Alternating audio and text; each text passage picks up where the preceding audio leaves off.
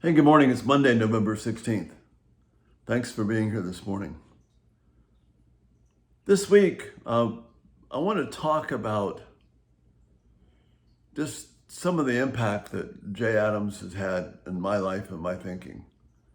It's been, I've been reading him since 1971 or 70, and then having met him in 1989 and been in his church, worked with him, and just had the blessing of so many hours of conversation, and what a blessing it was just to be able to pick up the phone and talk with him. And he always had time for me. He never didn't have time. Just a very gracious, loving man.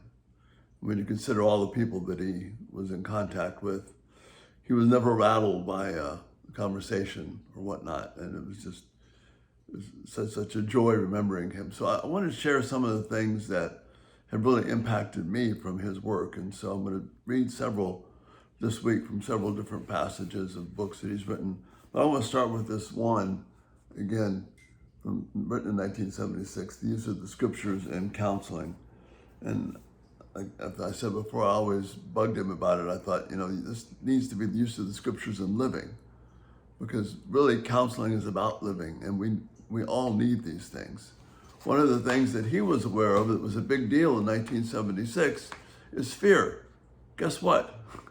Fear is still here. The Bible addresses fear for a particular reason, because there's a lot to be afraid of in life. And now in 2020, it looks to us as if fear is in big, bold, capital letters. But really, that fear has always been there, and the Bible's always had the answer to it. So in this book, he says this. John says, mature love casts out fear. You must show your love for God by doing what he requires in spite of your fears.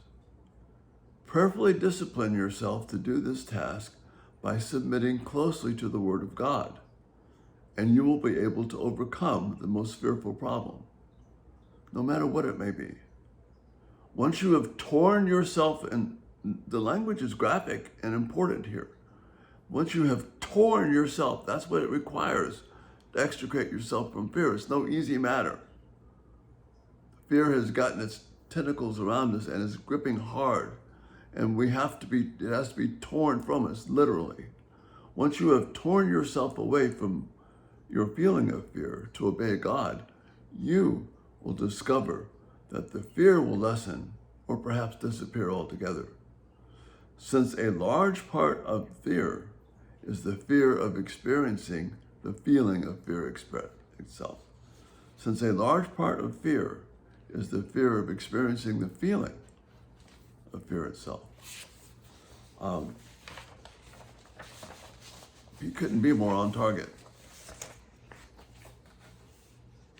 He goes on to say, with a footnote to this, a large part of fear is experiencing the feeling of fear itself. Fearing fear brings fear. It is like a self-fulfilling prophecy.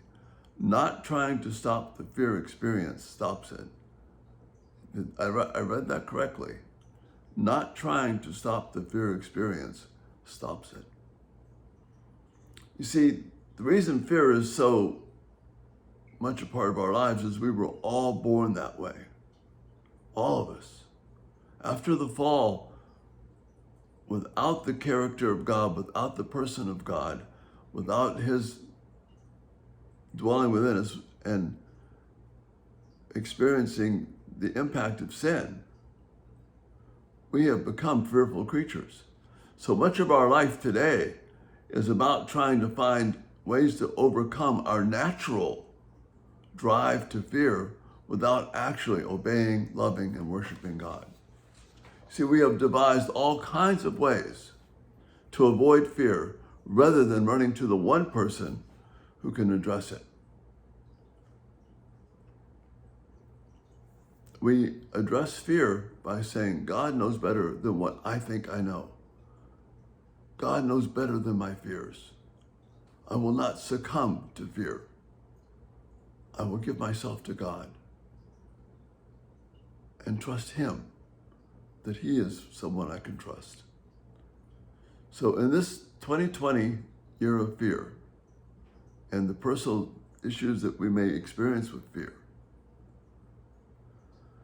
God calls us to come to him, not to give in to that natural fear that must be torn away from us, because it's that deeply entrenched, but to give ourselves to the one who gave his life for us so that we don't have to live in fear.